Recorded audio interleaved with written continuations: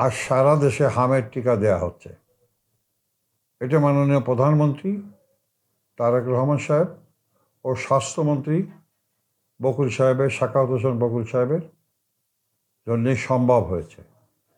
নির্বাচিত সরকার থাকলে সব কিছুই সম্ভব হয়।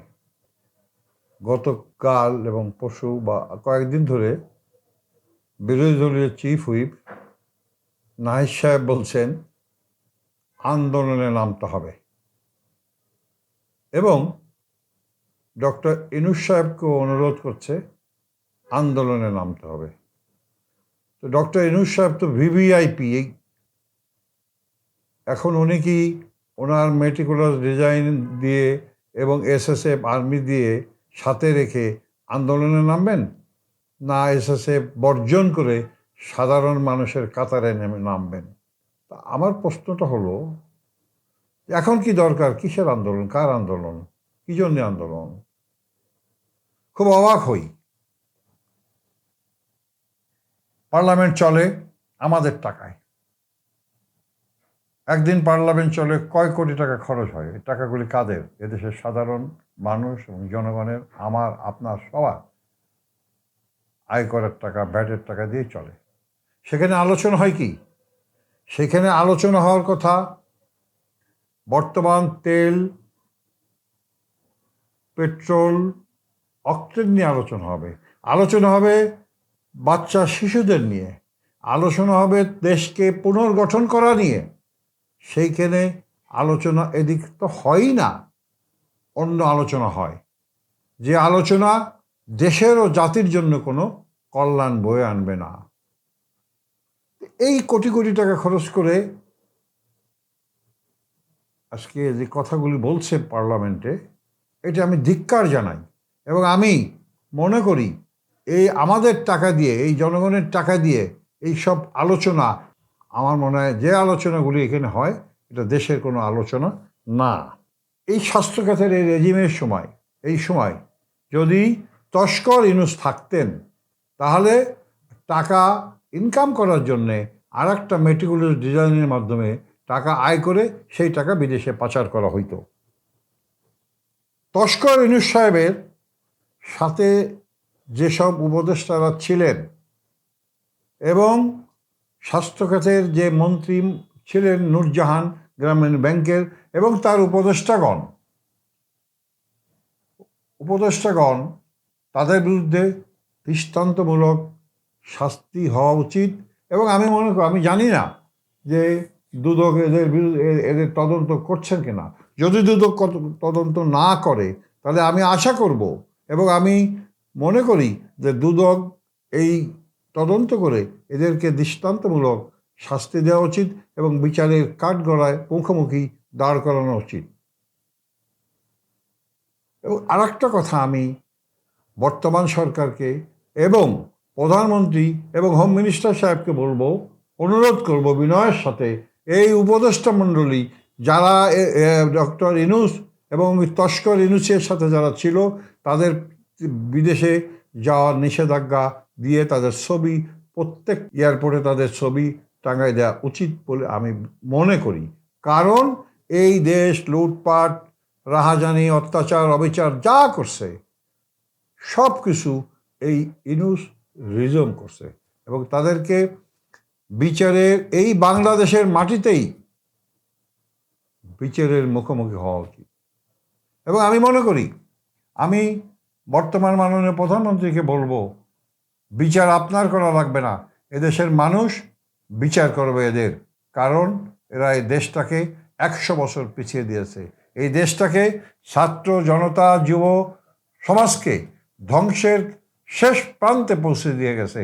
মব জাস্টিস থেকে আরম্ভ করে চাঁদাবাজির টাকা, যারা আজকে ইউনিভার্সিটিতে পড়বে, যারা আজকে স্কুলে পড়বে, যারা আজকে কলেজে পড়বে, তাদেরকে টাকা এবং রংবাজ শব্দটা হচ্ছে সন্ত্রাস এবং শক্তিশালী মানুষ সব জায়গায় যায়, তাকে হাম বড় হয়। কয়েকদিন দেখলাম পুলিশ মারছে, বিচার হবে না। কেন বিচার হবে না? এই পুলিশ হত্যা হয়েছে, কয় হাজার, তার কোনো রিপোর্ট নাই। কয়জন মানুষ মারা গেছে তার কোনো রিপোর্ট নাই। এই ইউনূস সাহেব উনি পুলিশ হত্যার বিচার যাতে না হয় সেই জন্য উনি আইন করেছে, ইন্ডিপেন্ডেন্ট বিল পাশ করছে। তার মানেটা কি? সারা পৃথিবী তন্ন তন্ন, আমি অনেক দেশে গেছি, গতকালকেও আমি বলেছি, সারা পৃথিবীতে আইন শৃঙ্খলা বাহিনী হলো পুলিশ বাহিনী। সেই পুলিশ বাহিনীর হত্যার বিচার যদি এদেশে না হয়, তাহলে এই পুলিশ বাহিনী আগামীতে কোনো কাজ করবে না, এখনো করছে না। এই ইউনূস সাহেব, আপনার কথায় পুলিশ বাহিনীর লোকজন কাজ করে নাই, আপনার কথায় অ্যারেস্ট করে নাই, তো দোষ কার? দোষ তো পুলিশের না, কারণ ওদের চাকরি চলে যাবে আপনার কথা না শুনলে, হোম মিনিস্টার সাহেবের কথা না শুনলে চাকরি চলে যাবে। খাবে কি তারা? এই গরিব গরিব দেশের মানুষ। সেই জন্য বিচার হওয়া উচিত যারা হুকুম দিয়েছেন, বিচার হওয়া উচিত সেই সব মন্ত্রী মহোদয় এবং উপদেষ্টাদের, তাদের বিচার হওয়া উচিত। ফ্যাসিস্ট সরকার হাসিনা হুকুম দিয়েছিল পুলিশ বাহিনীকে, নির্দেশ দিয়েছিল, যেটা আমরা দেখেছি সাক্ষীতে প্রমাণে। তো দোষ তো ওই পুলিশের লোক না, দোষ তো ওই শেখ হাসিনা এবং তার মন্ত্রী পরিষদের যারা যারা হুকুম দিয়েছিল, যারা তাদের বলতে বলেছিল। হ্যাঁ, দুর্নীতি, রাহাজানি, অনেক অনেক অনেক কিছু এদেশে হয়েছে। এদেশে সব কিছুই সম্ভব। আজকে উন্নয়নের যে মূল চাবিকাঠি, সেই উন্নয়ন আরম্ভ হয়েছে আমার দলের চেয়ারম্যান পল্লী বন্ধু হোসেন মোহাম্মদ এরশাদের হাত ধরে। সেই উন্নয়নের ধারাবাহিকতায় আজকে পর্যন্ত যে উন্নয়ন হচ্ছে, আমাদের সময় আমরা দ্ব্যর্থহীন ভাষায় বলে দিতে পারি, আমাদের সময় কোনো দুর্নীতি হয় নাই, আমাদের কোনো মন্ত্রী মহোদয় কোনো দুর্নীতি করেন নাই। আমার প্রশ্নটা হলো, পরিশেষে আমি যে কথাটা আবারও বলতে চাই, বারবার বলতে চাই, তারেক জিয়া সাহেব, আপনি বাংলাদেশের প্রধানমন্ত্রী, মানুষের ম্যান্ডেট নিয়ে আপনি প্রধানমন্ত্রী হয়েছেন, কারোর দয়া দাক্ষিণায় আপনি প্রধানমন্ত্রী হন নাই, কেউ আপনাকে অনুকম্পা করে প্রধানমন্ত্রী বানায় নাই, কেউ আপনাকে জোর করে প্রধানমন্ত্রী বসায় নাই। এদেশের জনগণ আপনাকে ভোট দিয়েছে, আপনি প্রধানমন্ত্রী হয়েছেন। আপনার বাবা বাংলাদেশের সেনাপ্রধান ছিল, মুক্তিযুদ্ধের ছিল, আপনার বাবা রাষ্ট্রপতি ছিল, আপনার বাবা উন্নয়নের ধারাবাহিকতা তৈরি করে গিয়েছিল, আপনার মা তিনবার দেশের প্রধানমন্ত্রী হয়েছিল, এবং বাংলাদেশের ইতিহাসে এত বড় মানুষের জানাজা অতীতেও হয় নাই, আগামীতে হবে কিনা আমার সন্দেহ আছে।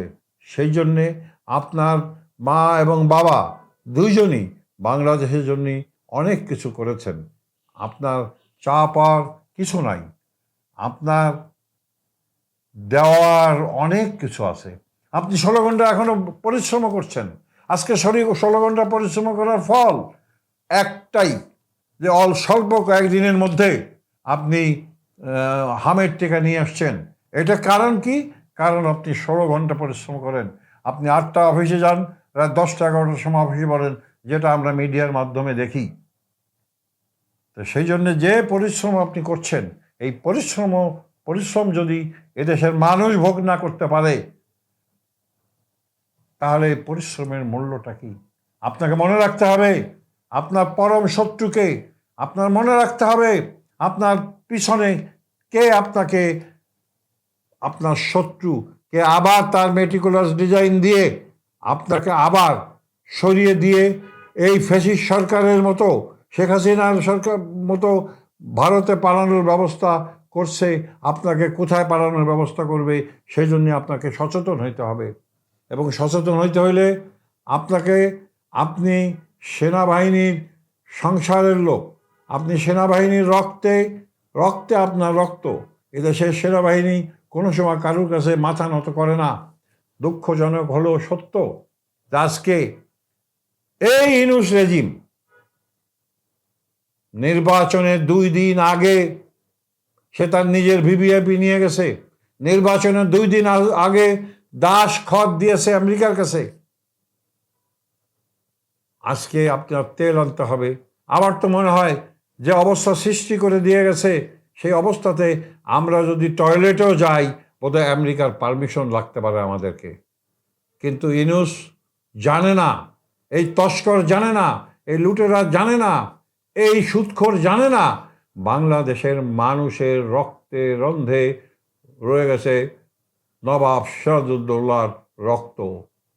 আমরা মুসলমান, এদেশের প্রতিটি মানুষ যারা আজকে বৌদ্ধ, খ্রিস্টান, হিন্দু, সনাতন ধর্মের লোকজন, বড়ুয়া, তারা কাউকে কোনো সময় মাথা নত, কারোর আন্ডারে থাকতে চায় না, কারোর চাকর হয়ে থাকতে চায় না।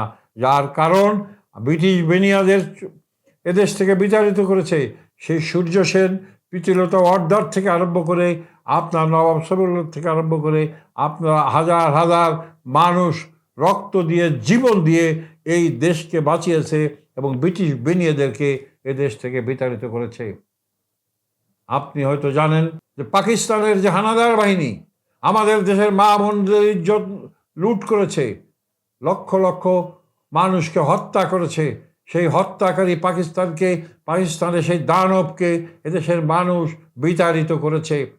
ইউনূস সাহেব মুক্তিযোদ্ধা করেন নাই, উনি জানেন না এদেশের মানুষ কি। আমি মুক্তিযুদ্ধ করেছি, আমরা আপন 4 ভাই মুক্তিযুদ্ধ করেছি। বাংলাদেশে এমন কোনো ঘর নাই, বাংলাদেশে এমন কোনো বাড়ি নাই, বাংলাদেশে এমন কোনো মানুষ নাই যে ঘরে একজন মুক্তিযোদ্ধার সন্তান, নাতি নাতনি না আছে। আজকে তারেক জিয়া সাহেব মুক্তিযোদ্ধার পক্ষে শক্তি বলেই তার বিরুদ্ধে ষড়যন্ত্র হচ্ছে, তার বিরুদ্ধে ষড়যন্ত্র যে প্রতিনিয়ত হচ্ছে। আমি পরিষ্কারভাবে, দায়িত্বহীনভাবে এবং বিনয়ের সাথে আমি তারেক জিয়াকে অনুরোধ করব, আপনার সরকার মুক্তিযুদ্ধের পক্ষের সরকার, আপনার বিরুদ্ধে যে ষড়যন্ত্র হচ্ছে এই ষড়যন্ত্রকে আপনি নিপাত করেন, না হলে আপনাকেও ওই ফ্যাসিস্ট হাসিনার মতো আমাদের দেশ থেকে চলে যেতে হবে। আমরা চাই না আপনি জিয়াউর রহমান সাহেবের ছেলে, আপনি খালেদা জিয়ার ছেলে, আপনাকে এভাবে চলে যাওয়ার কোনো সুযোগ আমরা দিতে চাই না। আমরা চাই আপনি দেশকে পুনর্গঠন করেন, এদেশের মানুষ আপনার সাথে আছে। আপামার জনগণ, রিক্সা শ্রমিক, পোলাও থেকে আরম্ভ করে সাংবাদিক, সুশীল সমাজ আপনার সাথে আসে। আর একটা বিষয় আপনার দৃষ্টি আকর্ষণ করছি, যারা এদেশের নির্ভীক সাংবাদিক, দলমত নির্বিশেষে একজনের দ্বিমত থাকতেই পারে, সাংবাদিকের কথা হচ্ছে সত্যনিষ্ঠ, বস্তুনিষ্ঠ সাংবাদিক পরিবেশন করা। এর মধ্যে অনেক হলো জার্নালিজম আছে, তাদেরকে বিচার হোক, কিন্তু তার মানে এই নয় তাদের জামিন দেওয়া হবে না। জামিন মানুষের নৈতিক অধিকার, জামিন আমাদের সংবিধানে পরিষ্কার আছে, জামিন তাদের জামিন দিতে হবে। বিচারের কাঠগড়ায় যখন আসবে বিচারের মুখোমুখি করতে হবে। আমি বিনয়ের সাথে বলতে চাই, এই 18 মাসে যে কোনো মিথ্যা মামলা হয়েছে সেই মামলা হয় প্রত্যাহার করুন অথবা তদন্ত করে এই মামলাগুলি শেষ করেন, মানুষকে নিস্তার দেন। আমি জানি এই সাহস এবং এই দূরদর্শিতা, এই বলিষ্ঠ নেতৃত্ব আপনার ভিতর আছে বলে আমি বিশ্বাস করি। তাই আবারও বিনয়ের সাথে একজন দেশের সাধারণ মানুষ হিসেবে আপনাকে অনুরোধ করব, এই তস্কর, সুদখোর, বেঈমান বাংলা এখন মির্জাফর, 3 নম্বর মির্জাফরকে আপনি চিনুন এবং তাকে এবং তার রেজিমকে আপনি বাংলাদেশের যে কোনো কারাগারে নিক্ষেপ করুন এবং সাথে সাথে তাকে বিচারের কাঠগড়ায় দাঁড় করান। বিচারক যেভাবে বিচার করবে সেই বিচারের মুখোমুখি তাকে করতে হবে। না হলে আপনারা, আপনার ছেলে মেয়ে, নাতি নাতনি, আপনার আত্মীয় স্বজন অদূর গহ্বরে পড়ে যাবে, যেটা তুলতে আবারও 200 বছর গোলামির পরে আমাদের তুলতে হবে।